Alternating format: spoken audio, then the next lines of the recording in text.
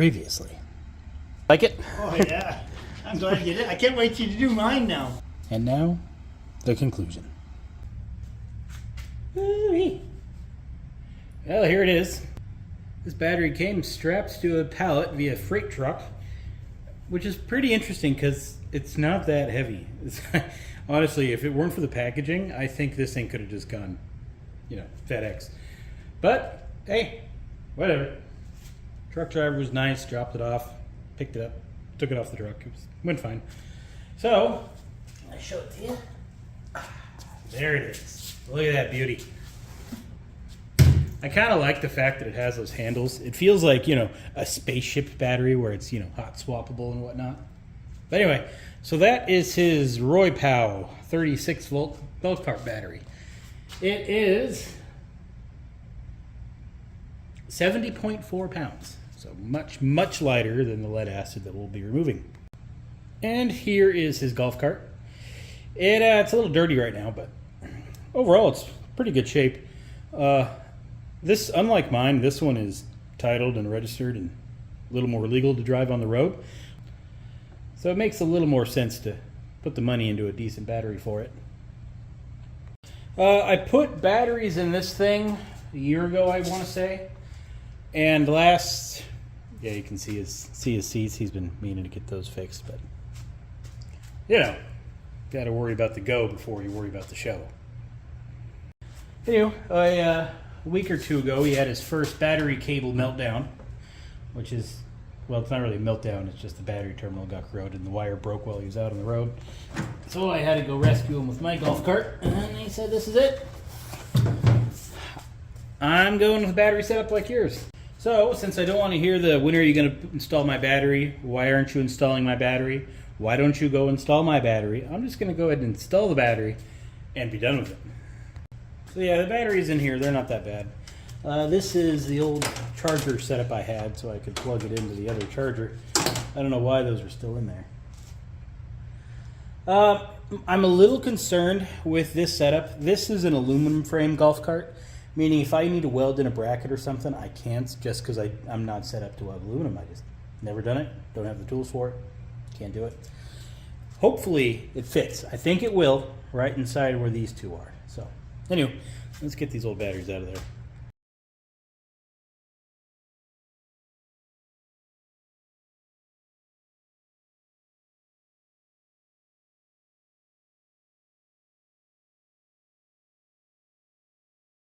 As I'm removing these batteries, and half these cables and battery posts are failing on me, I'm reminded that each one of those battery connectors is a failure point.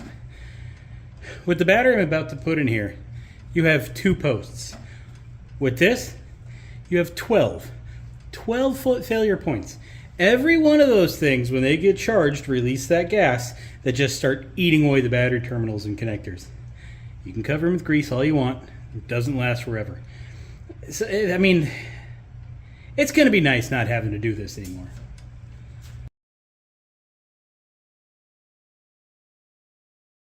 So measure the battery. We're just shy of 9 inches tall. The base, we're looking at 12 inches by 13 inches. So it will fit as is. You probably can't see it in the camera, but right here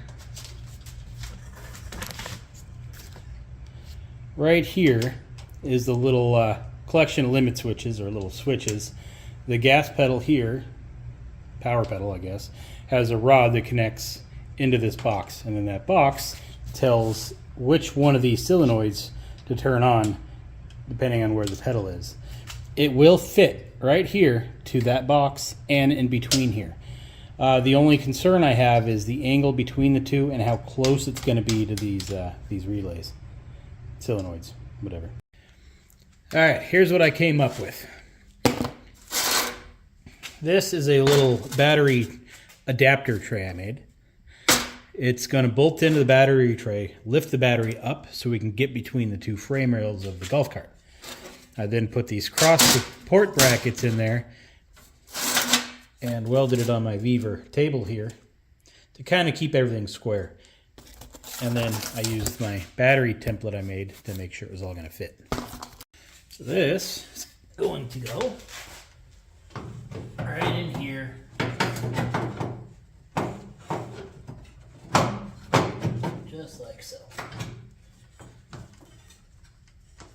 And that will let my battery fit. Makes sense to me. So I'll drill some holes, bolt it in, slap in the battery. Such a simple little bracket. Took quite a while to make up. Yeah, it took a while to plan it. Didn't actually take long to make. We got two cables coming off, well, what would have been the positive. So the reason they did this is one of these cables hooks up to a pack of 4 batteries, so you get 24 volts, and the other one, this one, was the 36 volt connector. Reason being, when you put it reverse, you don't get full speed. You'd only get, a little bit and then full speed going forward. With a single battery, we don't have that option, and even with any type of lithium, we wouldn't have that option. So all I have to do is, down here where they connect, make a little loop, and then tie the other one to the positive side. All right, my loop has been made. I took the negative cord that used to route over there. I routed it back through to come out this side where the battery terminals will go. Then I have my new positive cable. I only have black cable, we don't have red ones. New one made up, plugged it into there, and then the loop like I showed you. So it's pretty much time to place in the battery. I suppose this is where a helper would come in handy. Somebody on the other side of the cart to grab the other handle to lower it down. It's not that heavy. It's just, I don't know, a little big, I guess.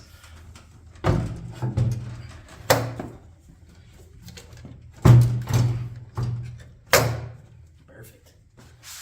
Like I measured, huh? When I first looked at this battery, I liked the battery. It looks like a great battery. It doesn't look like you're messing around with one of these things in there. I noticed the mounting feet. I didn't really pay any attention to them. Now that I've bolted it in, and I notice what a good idea that is. Like, I could flip this golf cart on its side, and that battery ain't moving. My other golf cart, they're all hitting me too. Included with the battery is a charger. This is the charger end for it. This would attach to the battery. Charger plugs into here. I kind of wish that they gave me a bulk through fitting for this so I could drill a hole in the golf cart and have this mounted into the golf cart, like into the front. That way you don't have to lift the seat to plug it in. All right, so what I'm going to do is I'm going to go buy a new end for the club car, because you can buy those for the club car. Then I'm going to splice this onto that end so I can just plug it straight in over there. That'll work. More stuff to order. So that and a buck converter, and this thing will be set. I do wish that we didn't have a blue and a brown. This seems silly to me. Like, when you think brown, well, that's almost black, so ground. No. Brown, luckily they labeled it. Brown is battery positive. Blue is battery negative. Like, I really wish that was just a red and a black. I don't know, maybe the rest of the world doesn't do that. But red and black would have been preferred here. Anywho, let's get this thing connected. Okay, these are tightened down to what feels like 12 Newton meters. I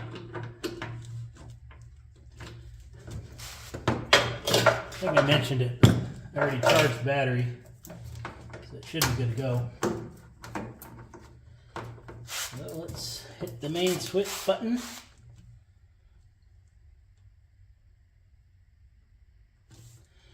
And we are live. Okay, unlike the other batteries I've installed, this one came with its own meter. Tell you where the battery life is. Genius. Probably turn the battery off when I do this, huh? Just want to make sure there's going to be an issue or something. So it plugs in, it screws in.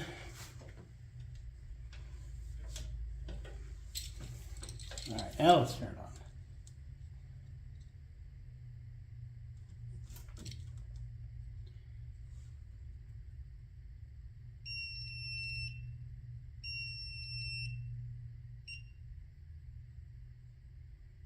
All right, well, there we are. Should the lights be red? I don't think so. They should be green. Hey, but what are you gonna do, you know? The other thing about this, there's no real off. You get your main switch, but I think this is always going to be on.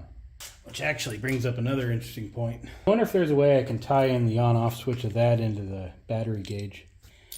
I'm going to let my dad decide what he wants to do for that since it's his golf cart. All right. Hooked up the old gauge. Be used as an indicator light when the golf cart is on. So we are in forward. And we're moving.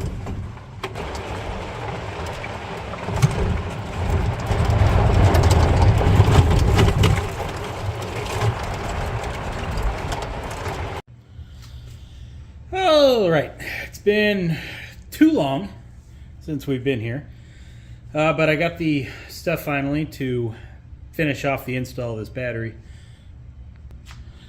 Also, Gramps made a little wooden panel to hold the new little indicator battery gauge. He mounted it upright. I told him it's probably supposed to be, right to left. He's like, no, no gauge goes right to left. Okay, whatever you want to do. So he wanted a little battery indicator upright. So it's upright. It's working fine. Called up the RoyPow people and asked them. Well, I didn't call them. I emailed them. Got right back to me, by the way. Said, hey, should I turn this battery off after every use? And they say, no, it turns off automatically after 72 hours of inactivity. So, oh, okay, whatever. So Gramps just leaves it on. And everything seems like it's going fine.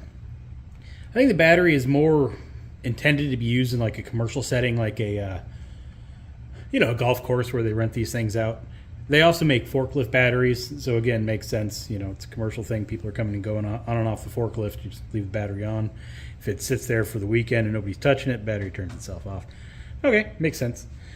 I got a power converter to take the 36 volt step down to 12 to power the headlights. And then I got a charger end to make life a little more convenient for them. Okay, here's what I've done. I've taken apart this plug. I pulled out all the little bonus wires and all kinds of junk that was inside of there. It had this little resistor pack, so when you plugged in the connector for the controller, or for the charger, you had a jumper to go from here to here to this little resistor thing. Then connects over to one of the battery wires. I don't know why they do that. I don't really care to find out. This battery pack, its charger gets wired directly to the battery. So I bypassed whatever this thing does. So I have two cables coming off the back of here, straight to the battery. The golf cart switch turns it on and off, connects to this now instead of the battery. So the only thing I have now are the main cables to power the cart, and then these two wires coming off each battery terminal that run over to that plug. Those will be the charger wires and all the accessory wires. So basically it's minimal connections on the battery and the rest can be tied in over here. I have these two wires coming off of that plug. They're tapped into those same wires, and this is going to be where our buck converter is going to go. Which is this little thing that'll convert the 36-ish volts over to 12 volts to power the headlights. All right, off the charger positive wire, I ran a red wire which runs through there to the fuse. From the fuse, it runs back under the golf cart up to the switch. The switch then has a red wire that runs back down over to here to the power converter. Power converter then takes the 36, changes it to 12, which then powers our blue wire, which is our headlight wire, and the ground wire for all the lights. So now, we turn this on, and we got headlights. All right, got me a charger end. And this is the charger pigtail that was connected to the battery. So the plan, hopefully this is labeled, as are these. I'll slide these up so I don't forget. With any luck, this fits without too much grinding. No, that's going to fit perfect, I think. So give it a little more room to make that turn.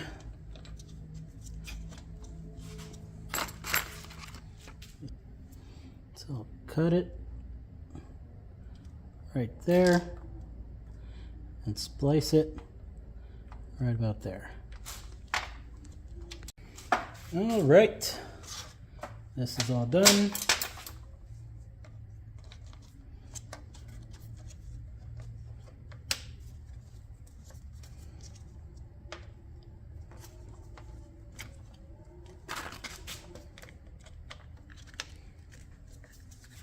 Now we just screw it together. So here's the charger that comes with the golf cart. Looks like a pretty good charger. And here's the pigtail I just made up. It plugs in some kind of twist lock thing, like so. Twists, locked. So yeah, that should be a lot easier for him because he just has to plug it in now, not lift the seat. But he'll still have to lift the seat if he doesn't drive the golf cart for 3 days. But he usually uses it every day, so no concern there. See all this? That's from the battery acid of the prior charging process. It's going to be nice not to have to clean and worry about this anymore. Because this battery isn't going to leave the acid deposits like the last one did. Just a different battery chemistry. And you know, this whole process has been pretty nice.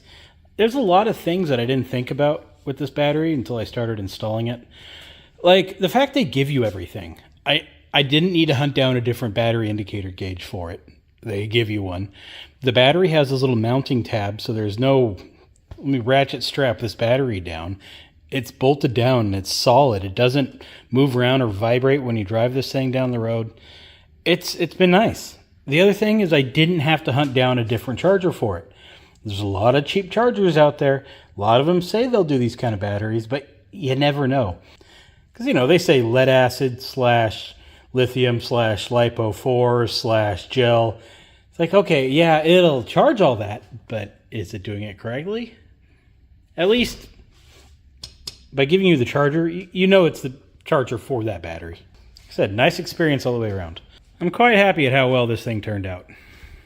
Any questions, let me know. I'll put a link below to whatever I used here, and I'll see y'all later.